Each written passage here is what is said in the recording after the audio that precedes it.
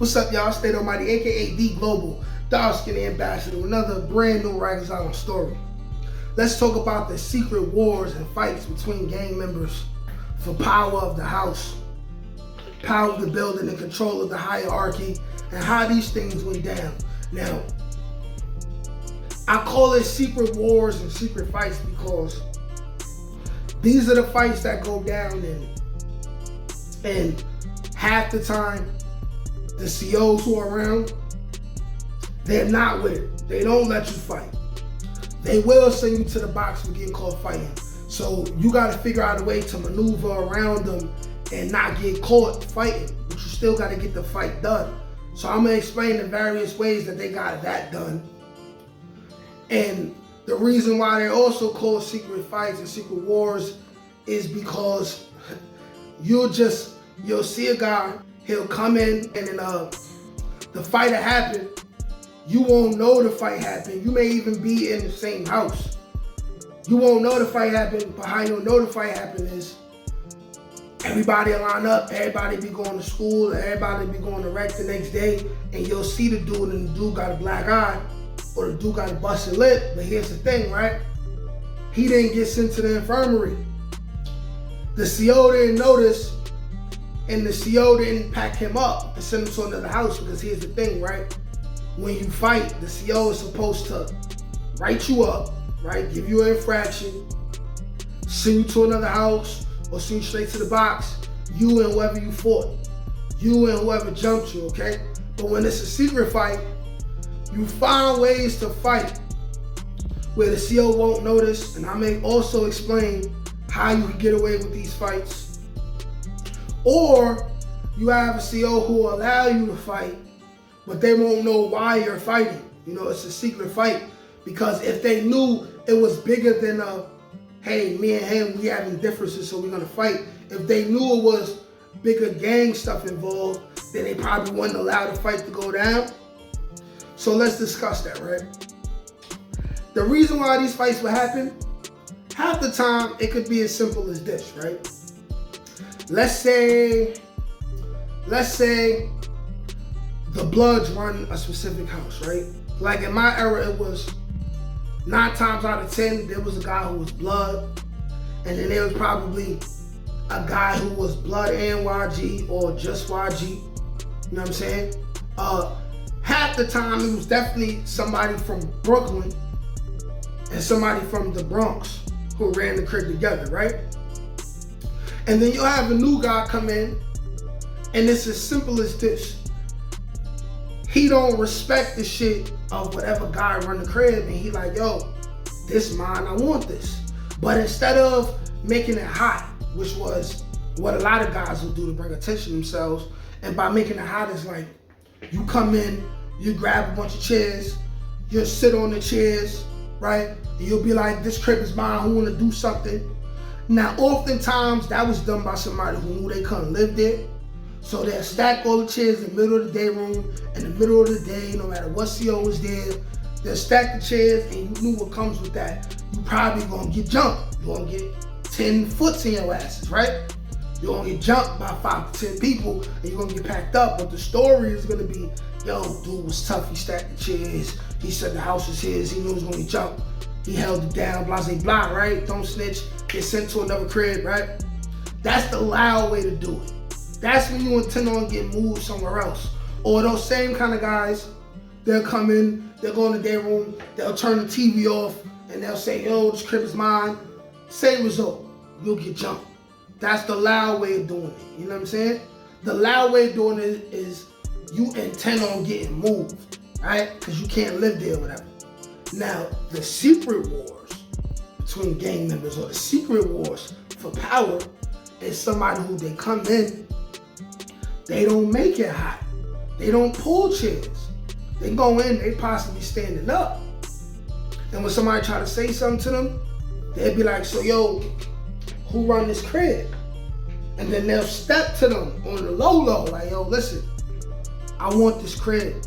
So how we gonna go about it? You know what I'm saying? We can handle this like grown men, or we can get into some gangster shit, right? These are who you call the real tough guys. the real gangsters. You know what I'm saying? You know what I'm saying? Cause I'll explain it like this. In Rikers Island, I was a tough guy, right? I was a guy who, you're not gonna touch me, you're not gonna take my stuff. I'm willing to fight whoever for my respect. However, I'm out of blood and none of that. So all that extra trying to stack chairs and trying to be the toughest in the crib, I have the luxury of not having to do that. I just gotta maintain my respect, right?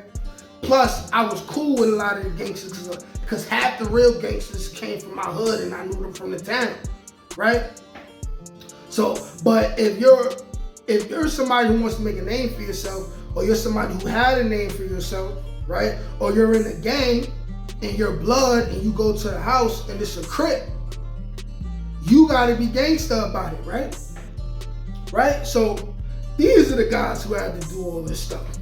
Now, how the secret fights will go down is, like I said, a dude will say, yo, I want your spot. How we gonna do this? This is when now you gotta wait till specific times. Like, if it's the weekend or something, or it's nighttime, it's commissary day, the day been running smooth, and then you got the COs from both sides of the house, because there's always a north side and the south side, and adolescent C-74 where I was at, right?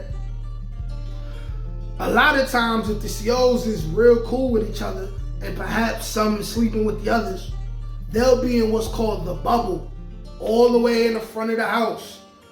They'll be in a bubble, laughing, kikiing, right? If they know the captain is not coming, then they real comfortable.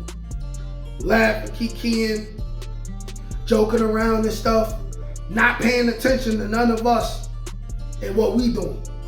Because the guys who run the crib, they making sure and they guaranteeing that it ain't gonna be no loud, extra loud noises. You know, ain't nothing out of the ordinary gonna happen. And this is where the secret fights happen, because now they all the way in the front of the bubble.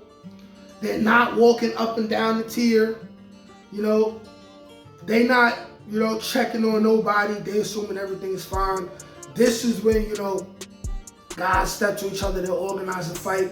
They go all the way to the back, probably in the boondocks, that's what we call it, right? The boondocks, the boonies, and all the way in the back, somebody back cell somewhere. And then they'll rumble, right? They'll rumble, but in the middle of that, they'll make sure everybody in the day room, maybe they brought the TV and the DVD player in, right? So maybe everybody watching the Come Up or Smack DVD or music choice videos on DVD, bootleg. They'll make sure that that volume is loud enough to where everyone's reacting to what they watching in there. It's enough to cover the sounds of fighting all the way in the back, but it's not enough to annoy the COs. So they could do what they doing. They under the impression that everybody's watching what they watching in their room. They're not recognizing that it's 2 to 4 people all the way in the boondocks, and then these guys are shaking it, right? So guys go in the back, they'll shake. Boom. They'll shake. And before you know it, you know what I'm saying?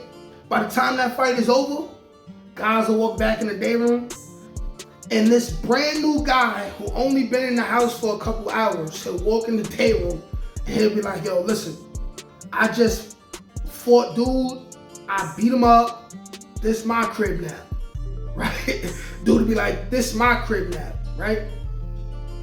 And it'd be as simple as that. You know what I'm saying? And when these type of things happen, it's like, the COs won't even be able to call it all the time unless they with it and they want to know who's running the crib, right? Most COs not like that. So they not gonna know who really run it. But within a 7-8 day time frame, depending on who's moving in and out of the crib, depending on who like each other, I mean, not who like each other, depending on who's getting along or not, you'll have 2-3 different regime changes within 1 week.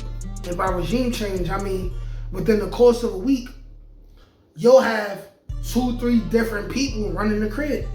Because at any random time, these things can happen, you know?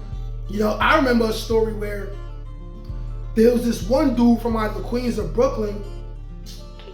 he came into a crib. He came into a crib that somebody who I was in the classroom with was in. And he pulled up, he didn't even have sneakers on his feet. I'm sure they make everybody wear Patakis now, but I got Vans on right now, right? There's these shoes that they give you when you get to Rikers Island. They call Patakis. They look just like this, but they orange, and they are way less quality than Vans, right? And they tear your feet up, stinky feet for days, right? Halitosis feet, right? He pulls up.